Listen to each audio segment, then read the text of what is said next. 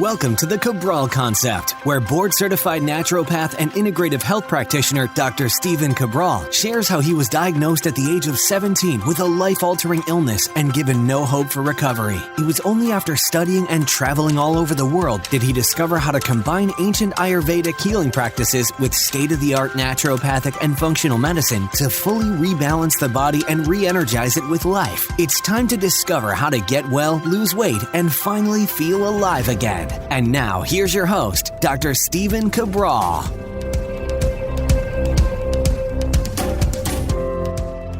Hey everyone, thanks for joining today. And before we get started with the show, I wanted to let you know we have a very special guest on. I love talking with interesting people all around the world. I don't always record my conversations with them, but I wanted to do a show with Johnathan Levi. And that is because it's a different topic that I'm used to speaking about here on the Cabral Concept. And I want to introduce you to new topics, to new people. I always do plan on doing more of these interviews, but there's only so much time in the day, right? Well, I was able to catch up with Johnathan because I got an early copy. I got an advanced copy of one of his books, and I'll talk about that in just a second. But the reason why I like this is because we do a lot of work with our integrative health practitioners. We do a lot with our courses. And people want to be able to consume more health information, consume more information in general so they can learn more, so maybe they can help more people, or they want to become an expert in whatever their career path is, or they want to learn more about dating and relationships, more about spirituality. Well, the more you can consume, but also the more you can remember, the further you'll go and the faster you'll go. So Johnathan Levi is one of the foremost accelerated learning experts. He's a serial entrepreneur, he's a published author, and he was born and raised in Silicon Valley. So many of you know that as kind of like the hub for a lot of tech startups. Well, he started something called Superhuman Academy, and he's worked now with over 250,000 people in 200 countries all around the world. This September, his book will be coming out called The Only Skill That Matters. And he's going to go through essentially the number one skill you can learn in order to learn anything 3 times faster. So, I really like this because it's distilled, it's easy to learn information, and I think just our podcast alone is going to give you a lot of those tips. It's going to give you ways that you can start to think of making memorizing a lot more fun and easy, and not that you just memorize it for a test the next day, but that you actually memorize it for life, that it becomes a part of you, that you literally comprehend, know it, understand it, can recite it back. So fun show, fun and interesting interview, flew by, at least for me. I can't wait for you to consume it and enjoy. Take care. Johnathan, welcome to the podcast today. Welcome to the Cabral Concept. We're excited to have you with us and going to share your knowledge on essentially becoming a super learner. So I want to go into what exactly that means. And one of the things that I like to ask all of my guests is that when someone asks you what you do, how do you respond to that? Oh, I hate that question because I do a lot of different things. But primarily I answer, I have a media company that creates online courses, podcasts, and books on the topics of self-improvement, accelerated learning, memory, and speed reading. And how did you get into the accelerated learning space? It's a space that I personally love. I'll share my story in just a little bit. A lot of you have heard that before and like to see mine kind of matches up with yours, but how did you get into this space? Yeah, well, actually, I'm a serial entrepreneur, and growing up, I was a challenged learner. I really struggled in an academic context, so I'm kind of the last person that you would think would teach accelerated learning, but I made it through high school and college just with medication. I was heavily medicated just to be able to sit still. I would go home and catch up on all the things that everyone else had understood during the class. I would have to learn on my own. I got into business school, and kind of by the grace of God, really, but because I'd been able to build a business and kind of succeed outside of academia, I got into business school, and it was a condensed program, 10 months, but 80% of a 2-year program. And I kind of knew that my old trick wasn't going to work because I needed time for social interaction and travel and networking and, all the stuff that business school is about. So I was very fortunate that at that time, I actually encountered someone in a VC office that I was interning at. And he and his wife had developed a methodology for accelerated learning, speed reading, and memory. And they'd worked with people like myself who had learning disabilities. I immediately recruited them to teach me, and it really changed my life. And when I went on to business school, people really took notice, and they started asking me questions like, why did you give up on the exam halfway through? Because I would leave the exam room early. Or are you going to read the case study? Well, no, I read it while they were still, passing it out to the rest of the lecture hall. So after business school, I was looking for the right opportunity, and I kind of didn't know what I wanted to do, but I figured I would build this little side hustle online course. Now, I have to tell you, Stephen, I knew nothing about online courses. I knew very little about internet marketing, web marketing, marketplace websites, video editing, shooting video, writing. I didn't know anything about writing or curriculum design, but I had this skill set in my back pocket. And so I set out to learn everything I could. I mean, literally going down to a Google search, how do you build an online course? And I took courses and I read books. And over the course of about a week, I figured out what it would take to succeed in this course. About a month later, I released the first version of our Become a Super Learner program. And that course just took off. I mean, it became a runaway success. And you would think that at this point I would go, wow, this is a great opportunity. I'll turn this into a business. But actually what ended up happening was for 14 months, I continued flying all over the world, going to the developing world and going to Eastern Europe and looking for opportunities to have an impactful business and really create a business that helped people. And eventually this business grew to a certain point where I was like, I probably shouldn't just fight it. I should do this. And so I created another course and a book and then another book and a podcast. And today we have about 220,000 paying students all over the world and 3.5 million podcast downloads. And I'm now on my third book. So it's kind of been crazy. Sometimes I'm like, this wasn't supposed to be where I was going, but I'm really glad that it's where I ended up. That's amazing. And a lot of the people listening to this show have their own health struggles, and they've been through weight loss challenges and whatever it might be. And a lot of the times I like to explain to people is you always want to learn from every different area of life. And on my Mindset and Motivation Mondays, I'm talking about how can we improve our overall life and our relationships and our health and our body and our spirituality and our career. And one of the things that you've done is you've kind of taken anything that you would have or other people would have considered a shortcoming or not able to learn as well as others, whatever it might be, and use that challenge as a way to figure it out, to hack it, is the term, today. But we know that there's actually a lot of skill involved in this. And I would love to hear some of those skills that you developed. So one thing I want to just share with you is this is what I did in order to accelerate my learning process. So I was very sick at 17 years old and I wasn't getting any better. 2 years later, I meet an alternative health practitioner, begins to teach me this whole new system of medicine, of naturopathic medicine, of functional-based medicine. And I couldn't get enough, but the problem was that there was no internet, right? So like this is the late 90s. There was internet, but not where I came from. We didn't have a computer. So I went to the library and I read. But I was saying this was taking forever. It would take me 3 to 4 minutes to read a page. And these are just normal books. And I said, at this rate, I'm never going to be able to find my answers. So I had to find a way. So I actually took some time off from reading books to actually learn how to read books faster, but comprehend at the same time. So what I eventually came across was a system called photo reading. And I would pre-read first the book, looking at what it was laid out, and then I would pre-read the chapter. And then what I would do is I would block read paragraphs. So first it started with just reading like with a piece of paper, the read faster, and then it was seeing it as like an image. And for me now, this has basically stood fast to this day. So I can read a page, not in literally a snapshot, but under 30 seconds. And I can read a 300-page book in 90 minutes and actually absorb the content. That is far, really, as I've taken my kind of accelerated learning. But that now allows me to read, though, 3 books a week, what used to be 4 or 5 books a week when I needed that content. Give me some tips on what people can do in a program like yours or reading a book like yours. Yeah, so I have to say photo reading is a little controversial, and I've heard mixed reviews, I've heard positive reviews, I've heard negative reviews. One of the things that I think really differentiates our method is when I met Dr. Lev, I had done a couple speed reading programs, and I'd read, the Evelyn Wood speed reading and the PX method.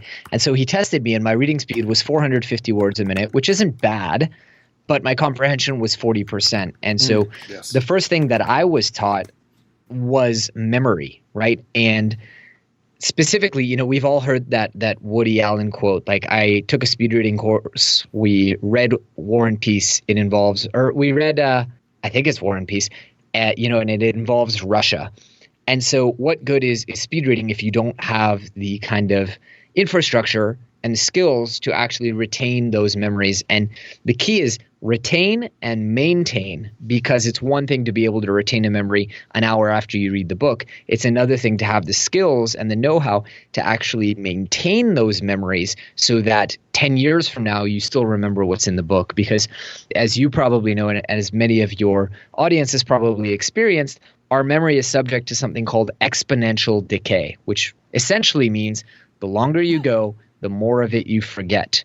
And so without, I don't care how good the memory techniques are, and we can talk about memory techniques that make it possible for you to memorize a deck of cards in under 5 minutes, or memorize 50 digits backwards and forwards, or memorize the entire newspaper in under an hour. Even with those very, very sophisticated techniques, you do still have to perform maintenance on your memories. And of course, there are ways to do that to minimize, so you're not wasting your time. You're really doing the bare minimum amount of maintenance necessary to retain these memories. Yeah, and I agree, because that's my whole issue I have with schools in general, is that it's memorization on a short-term basis to pass a test. But not only do you not necessarily comprehend the material, you wouldn't be able to apply it in a real-world setting. So I love the idea of being able to learn faster. I love the idea of being able to memorize things, but only if it's actually constructive and that you can actually comprehend what you're doing.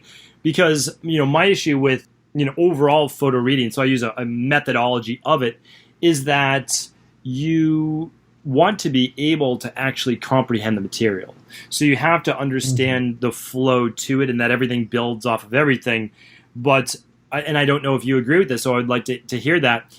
If you do better with remembering things or conjuring up things more as images rather than looking at the words themselves. Yeah, so the secret is, people love to say, well, I'm a tactile kinesthetic learner, or I'm an auditory learner. And I've had people tell me, on my podcast, I ask them, what's the best $100 you've ever spent? And they say audiobooks, because I remember better through audio. And my answer to that is, you think you do.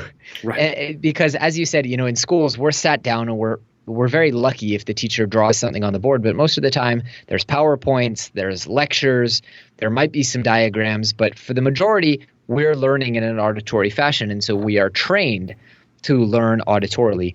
But the research is very, very clear on this. We are wired as visual learners. And this is because of millions and millions of years of evolution, not just as humans, but as mammals, and even before that, as reptiles. I mean, you go back millions and millions of years, the most valuable information to remember first is taste and smell, as in, is this food rancid? Or is this the taste of the berries that poisoned people? And that's actually why the smell and taste, which are effectively the same sense expressed in two different ways, that's actually wired deeper into our reptilian brain. Unfortunately, we can't smell an entire programming course. So the next best sense is sight. Let's think about why. What information, besides, of course, this food is rancid or not rancid, what information is life or death if you're roaming around on the savannah? Well, what does the poisonous snake that I can't eat look like? Or what are the tribal colors of the tribe that is friendly if I get lost, or the rival tribe that will kill me? Now, an interesting corollary to that is location, which we can't really differentiate from visualization. How do we know we're in a particular location? Because of the way things look.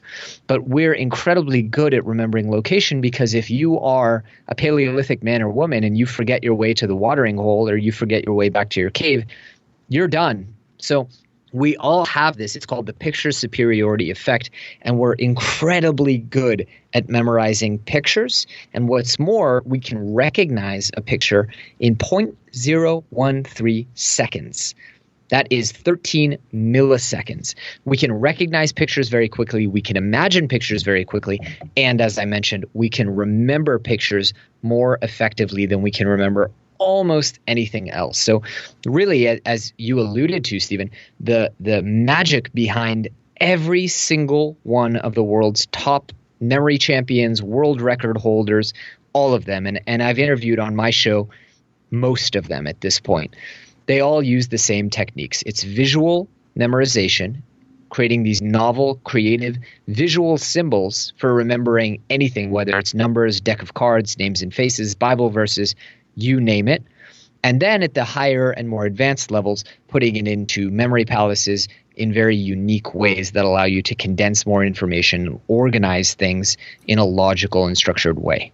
I mean, I really can't agree more, and obviously you're the expert in this space, but that's what I've just found in my own life is when I started to learn other languages outside of the college setting, when I basically stopped like formal language training, the best courses were not just audio. They were actually drawing pictures and then telling a story Bingo. With the pictures. And it was amazing. I would go home and be like, hey, here's the 20 words I just learned, but I would also know them in the order that they came up, which was really impressive because I could see the picture playing out, the story playing out with the image, and then how they connected it, whatever the word maybe sounded like, they connected it to an image of that thing.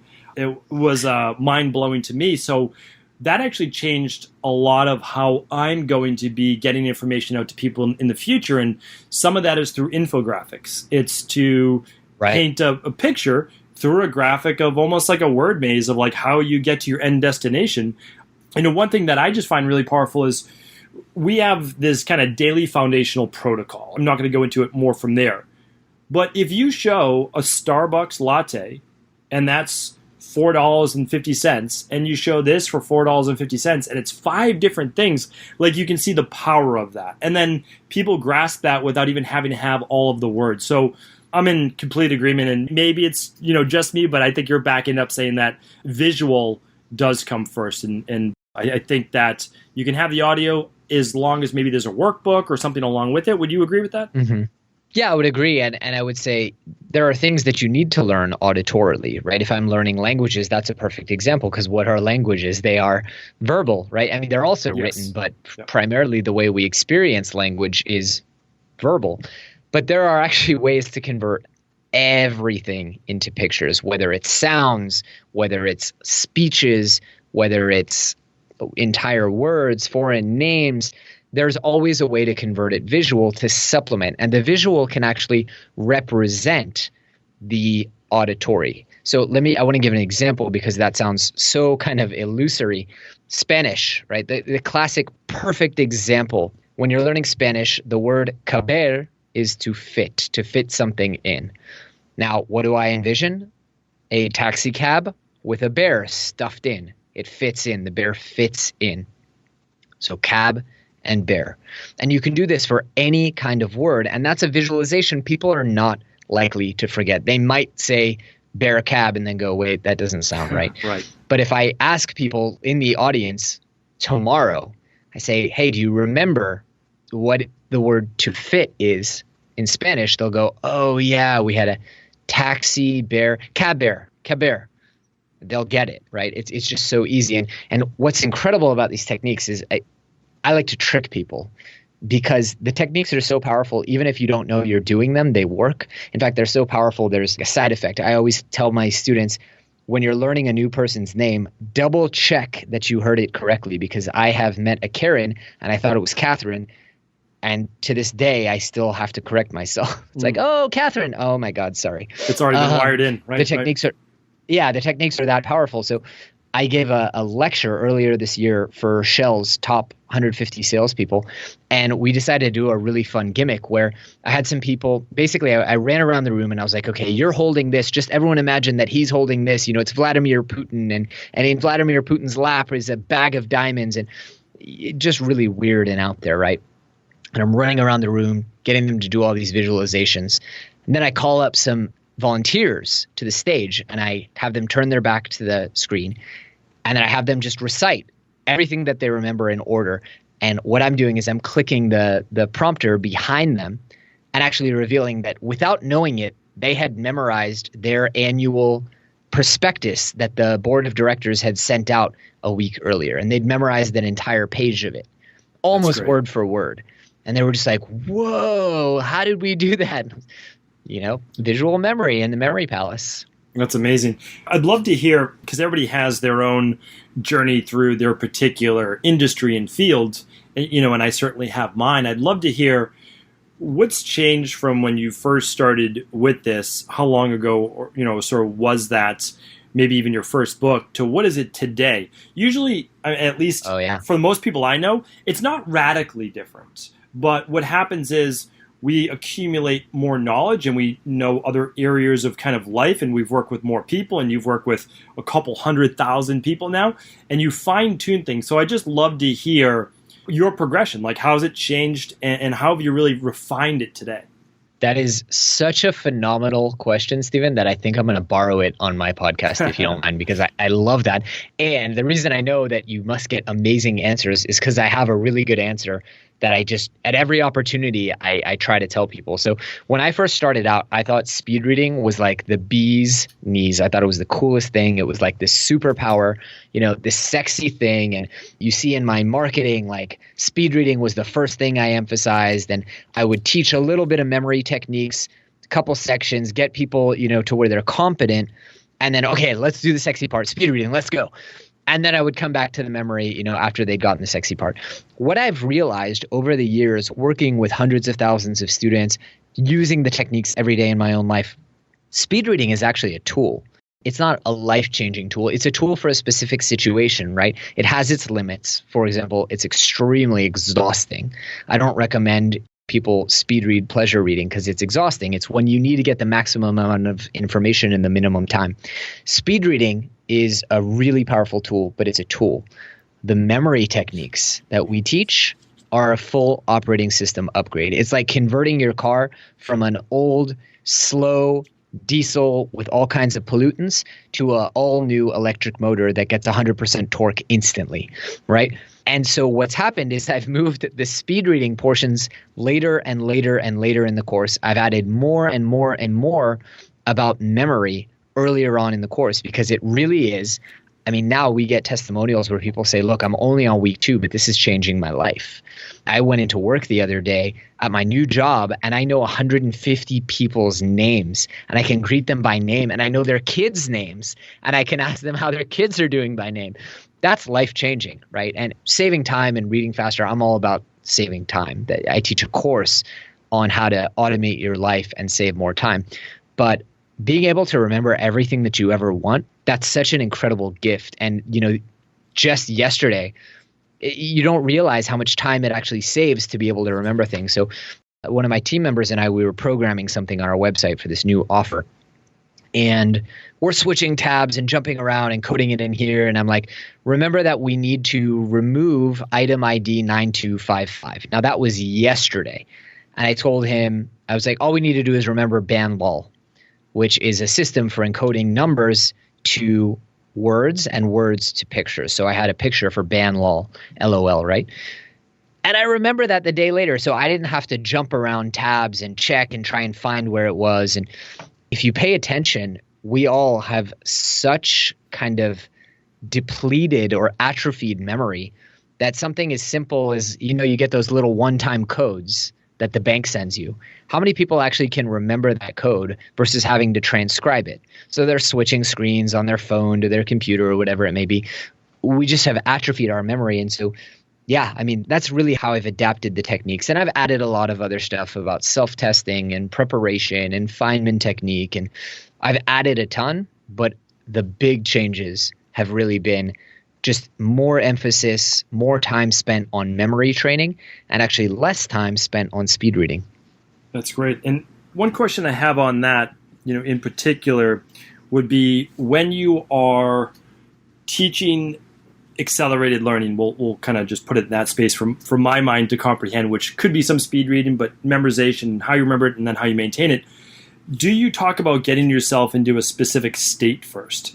Because, again, someone dealing with, like I do in my practice, the autonomic nervous system, and they're in fight or flight, high levels of cortisol, norepinephrine, glucocorticoids, they're not in the best position to be able to, they can form a really sharp subconscious based memory because they're in a very fearful situation or very joyous situation to hold on and lock onto that, but not really great to sit down then and try to read a book. Do you do anything do you work with like binaural beats, or do you like get people into a low beta state, or like how do you think in that way? Or is it not something that you talk on? Yeah, no, this is a really great question. I don't have hacks per se for it, but it's actually something that was really the focus of this next book, The Only Skill That Matters, because I saw in my own practice, but also in coaching others, that it was something that was missing from the conversation. And so we spend a lot of time talking about proper preparation at the macro level and at the micro level. So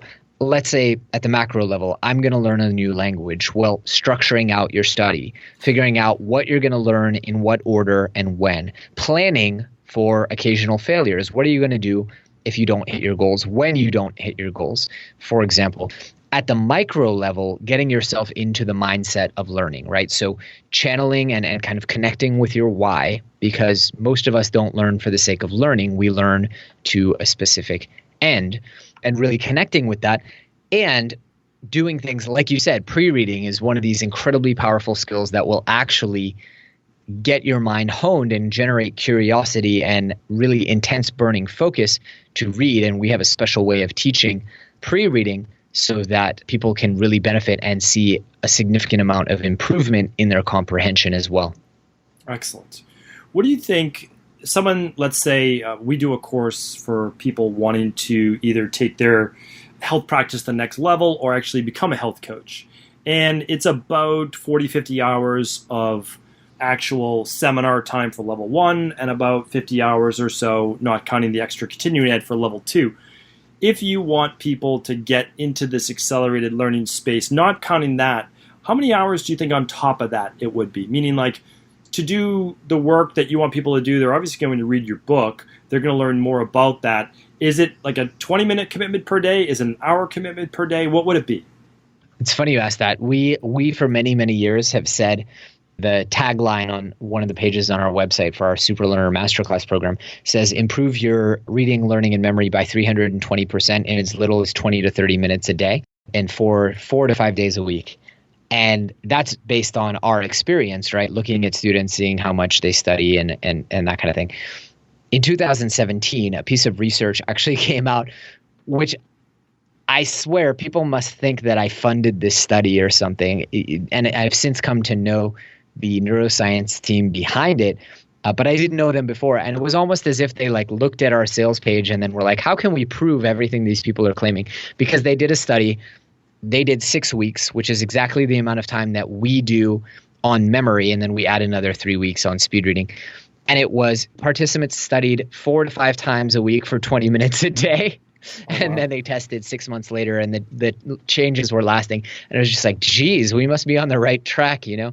So yeah, 20 minutes a day. And I would say that the 20 minutes also includes applying to normal things that you'd be doing. So I always tell people, I don't want you just doing the video lectures or the game server that we give people. I'd rather you actually go out and memorize people's names. I'd rather you actually go out and speed read. So that actually 20 to 30 minutes a day includes application in the real world on tasks you're already doing.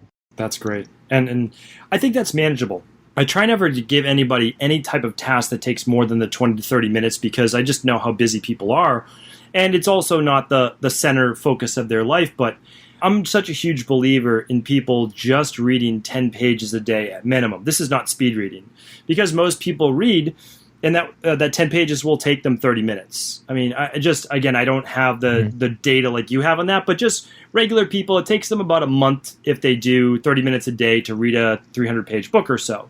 And doing this method would then most likely allow them to use their techniques, read the books they're going to read anyways, and then if you can read a book a week rather than a book a month, where meanwhile most people don't even read a book a year, so if you do one a month, you're ahead of the game. But if you were to do one a week and 50 books a year, that's life-changing, right? You could pick any topic in the world. You will be an expert by the end of that year if you read 50 books on that topic. There's no doubt about it. So this could be life-changing. 100%. And I think the real magic happens when you do what I call brute force learning, which is learning different things from different places, just like going crazy like a kid at a buffet. You know what I mean? And I've proven this to myself time and time again. And every year, every 6 months, really, I have a challenge or a theme for my goals. And one year the theme was essentially growth, right? And growing my business, growing myself. And in that year, I read copywriting books, business books, leadership books, management books, books on automation, and my business quadrupled. The next year I was like, I should really figure out, and just so you know why the book is called The Only Skill That Matters, my belief is that if you can learn anything, then you can become anything, and then you can do anything. And when I say anything, I mean anything. I was single for 9 years, Stephen. I couldn't figure out why. I couldn't figure out why I wasn't having success attracting healthy relationships into my life. In 2018,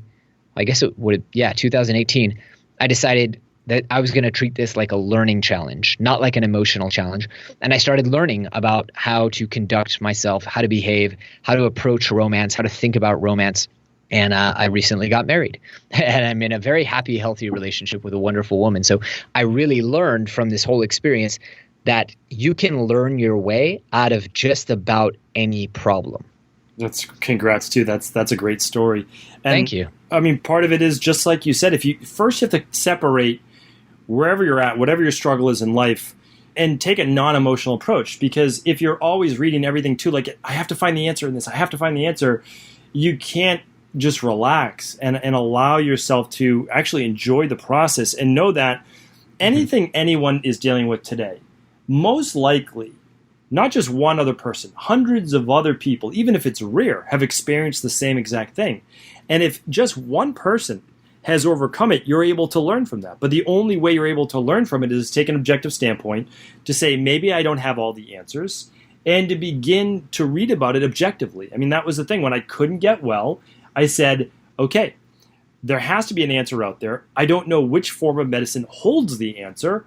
Why don't I study all of them and see which one does? And what I realized was that, like most things in life, there is no one perfect anything. But if you're able to assimilate knowledge from various areas, that in turn gives you the answer you were looking for. So love that. And then, of course, but all of this is applicable to life, because you can't take yourself in any area of life to that next level without learning from other people's mistakes. Like, you could have been single for another 9 years if you were only willing to make the same mistakes over and over, or just move at your pace. But if you can learn from other people, well, then you get their decades of experience, and now you don't have to make those same mistakes, which I think is huge. Yeah. So I'd love to hear one thing for you, because this is not my industry of expertise. And you did talk about it, like the best people in this space are talking about, for lack of a better term, since I'm not an expert in this, visual-based learning, or just attaching things to images. And you're going to go more in depth, of course, in your book. We can't do that in a podcast. But could you let me know where you see this industry moving? Like, are we moving towards apps online for learning, for subliminal ways of learning, for hypnotic-based ways? I'd love to learn more about that, because I like looking to the future of where things are going. Yeah, I mean, I wish I knew. I think in the long-term future, there's going to be some serious shakeups in the way education as a whole happens. I hope what happens is that every kid is plugged in to an AI that can give them experiential learning, like VR learning, and we can actually learn about history by going back in a VR and experiencing it and being on the sidelines during the Civil War and watching it, because we will learn so much more when learning becomes visual and experiential. And then when you can connect that to neurofeedback and actually see what's happening in the child's brain, or in the adult's brain for that matter, and see, okay, this memory has been sufficiently implanted, or look at their facial expression and see when they're confused, and rewind and explain it a different way. I think that is hopefully where the long-term future of human education is going. And in the long-term future, we don't know yet if it's going to be possible to actually implant learning. We know we can actually implant memories in people's brains. They've done it in rats, but we don't know if it's going to be possible to implement complex learning in a kind of inception-based way. In the short term, I hope what's going to happen is there's going to be a revolution, and more educators. Every time I get a chance to be on a podcast that involves educators, better learning, talking to principals, talking to teachers. And it turns out there's a lot of podcasts out there for teachers. I always try to go on there and really put these tools in the hands of people who can impact young people's lives, because I would love to see, I think it's so silly, Stephen. We spend pretty much 15 years in physical education, not really learning how to use our bodies. I mean, we run around the track or play dodgeball, but no one ever explains like, hey, if your muscles are tight, you should do this, or hey, this is how you maintain your joints in a healthy way. This is how you use a foam roller to alleviate pain. But I think it's ridiculous that we spend years and years and years learning how to use pretty much every part of our body. We spend one very awkward year learning how to use certain parts of our body, if you know what I mean. But no one ever explains to us how to use our brains. And the brain is the most complex object in the known universe. Shouldn't we spend a little bit of time teaching people how to use it? So I would like to see that implemented in the same way that PE has been implemented. And it wouldn't take nearly as much time, right? I would love to see classes that teach students just the basics of mnemonic techniques and how to remember. And that's my hope. I don't know if it's going to happen, but that's my hope. I do think you're right. I mean, AI is going to change everything, in my opinion. If Elon Musk and others have their way with the Neuralink, and if people who've never heard about Neuralink, you can look it up. We're not going to be able to recall. I shouldn't say that. We're going to be able to call up any answer that we do need. So really what we do need is to teach our children to become better learners, to ask better questions, and to really have a love of learning in general, because getting the answers will be at your fingertip. There'll be no need, in my opinion, for any type of advanced calculus, etc. It's just you should know how to do it, but simply you won't be as fast as an upgraded computer chip in your brain or whatever it may be. I'm interested. I mean, I'm really interested, and I would also love to see global-based education. I mean, how great would it be if you had the best of the best teachers through a virtual-based learning environment where you wasn't just tied down to Boston, Massachusetts, Cambridge, Mass, or anywhere in the world, that you can be global. It took me traveling to India and Sri Lanka and Europe and China to find, and just like you did, to find some of the best people out there.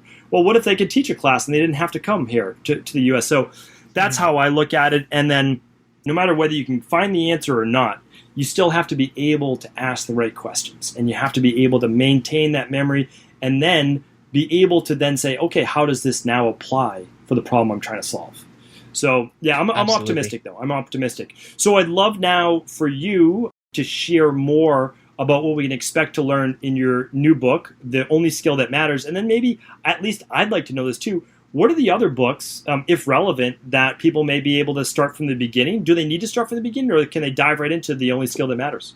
Yeah, I actually have to say I'm really, really happy and proud with this book, because it's more of a book than my past books. My past books have been really courses in paperback format for emerging markets and folks who don't want to invest in taking video courses or don't have time. And this book is a real proper book. I engaged Tucker Max and his team to consult and help and teach me, again, talking about learning, teach me how to write a real proper book that people can't put down. And it teaches everything that's been in my past book on accelerated learning, but it does it in a much more fun and engaging way with stories and examples, telling a lot more of my history, telling some stories from students who've been impacted by the methods. It's a really fun read. Everyone that's read it, and we've gotten some really incredible testimonials and blurbs from folks like Hal Elrod and Joe Polish and Tucker himself. So I would start there, honestly. Sure. You can probably save yourself from reading the other books. In fact, we might even pull them down, because I really want people to read this book. I think it's just such an enjoyable read. Obviously, I'm biased, but I will say my mom loved the book. That matters. If only one person gets a vote, it's your mom. So that's great. Now, when people do go to pick up this book, how can it apply to them? Let's say they're not out to develop the biggest business in the world. How can they apply it to everyday life that they would see deeper meaning in their own life? People often ask me, like, what should I apply this to, or what have I applied it to? The reality is you can and you will apply it to things like learning programming languages or learning a new foreign language, which it can add 2% to your salary, which is pretty cool. And that's hundreds of thousands of dollars over your life. But in reality, the things that have most impacted my life are interpersonal skills. When I sit down with a friend and I remember what we talked about last time, or when I meet people at a conference or networking event or social event, and I remember their name for years, that adds a lot of value in my life. But we've had students use this for everything. I mean, on a good week, every single week, I get an email such as, hey, I passed the bar exam, thank you. Or, hey, I just got certified as a X, Y, or Z, and it's all thanks to this method. So you can really use this. And once you have this toolkit, you can use it for anything that you want. We even talk in the course about how to apply it to physical skills. I got really obsessed with acro yoga recently, which is a kind of partner acrobatics. And I went really, really deep and learned really, really fast, because if you apply these techniques to learning things in the physical world, whether that's improving your golf swing or anything, art, you will get very, very far. Fantastic. So the book is available everywhere. Is it on Amazon? Is it on your website? What's the best place to grab it? And then I'm going to make sure I link that up in the show notes today as well.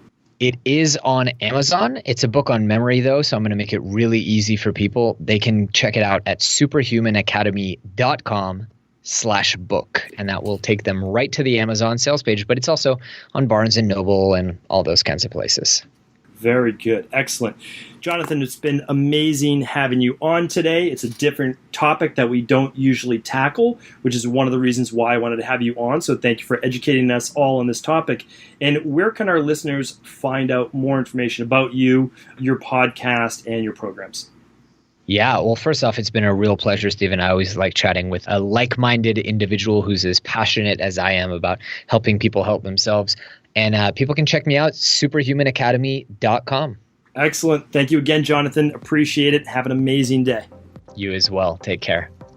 Thank you so much for just tuning into the show. And I've been waiting weeks to share this with you, but our official community group detox will be happening September 9th. This is when we have hundreds of people from around the world, over 1,000 people actually last time, join us in really the change of the season. It's the Ayurvedic principle, and every Eastern-based form of medicine, all of the principles say, as we change seasons, we need to let go of the accumulation and then begin fresh with the next. I started doing this now about 7 years ago. It was one of the most transformative and life-changing things I have ever done. I immediately started to use it and teach it in my practice. It's gone through many forms over the years. And then in 2016, we launched our official 7, 14, or 21-day detox, depending on your goals. The 21-day detox is absolutely the best place to start if you're not well, or you need to lose weight, or you feel yourself aging at a rapid pace. It is the best place to start. It will teach you about nutrition. It will help with inflammation, blood sugar, hormones, cravings. It is remarkable, and it's what I use in my practice when people feel stuck, when they don't know where to turn, or maybe they can't afford lab testing, they can't afford to work with a coach. I tell people the reason why I created it, and the whole reason I brought any of what I did online, was to be able to give people at least 80% of the results that they could get, that they could start with, and that is absolutely the detox. If you've never done a functional medicine detox, you will understand that it is nothing like a cleanse. It is nothing like a detox tea. It is actually backed by science. And I would love you, if you've never heard about a functional medicine detox before, to simply go to StephenCabral.com/823. StephenCabral.com/823. It will tell you exactly how to complete a functional medicine detox if you don't know the details about it. But I'll tell you right now, it is the most transformative thing that I could give anyone because of what it teaches you. It's not just about the detox. Yes, if you're looking to lose weight, it will help you with that. Yes, if you're looking to get well, if you're looking to feel better, get more energy, more clarity of mind, it will help you with that. If you're looking to turn back the years, start to balance out inflammation, blood sugar, hormones, all of the things that leads to rapid aging and faster aging, it will help with that. But what it does is it sets you up for success after that, because you're not going to be detoxing every day of your life. So what I want to do is work with this. Every 12 weeks, our community does it, and so do I. I practice what I preach. You'll see me posting this on social media. You'll see our community posting their photos as well. So what I'd like you to do right now is simply head on over to equilibriumnutrition.com. You can just find out more about it. You can find out what it is, how you complete it. We put everything right there. Simply head on over to equilibriumnutrition.com. Click on the banner. It will take you to the detox. And for right now, while supplies last, this week, you will actually get a buy 3, get 1 free. I believe I said that correctly. You buy 3 7-day detoxes, which is a 21-day detox if you're looking to complete it, and you get another free. So remember, these last for about 2 years. These are packaged fresh every 2 months. We are always, unlike a lot of companies that store these in warehouses for years, that's not what we do. We have a freshness date on them.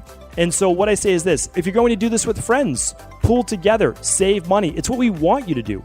We charge what I believe is the absolute most fair and lowest price for a true functional medicine detox, and it's because I believe it's going to set you up with healthy habits for life. So head on over to equilibriumnutrition.com, save $99, and do the buy 3, get 1 free if it feels like the right fit for you. I look forward to you joining me on September 9th, or you can start whenever you'd like, but that's when our community detox will go off, and that will be at cabralsupportgroup.com. That's where we'll all be hanging out, chatting about it, talking about it, posting about it, that free Facebook group. But details for this are at equilibriumnutrition.com. Take care, everyone.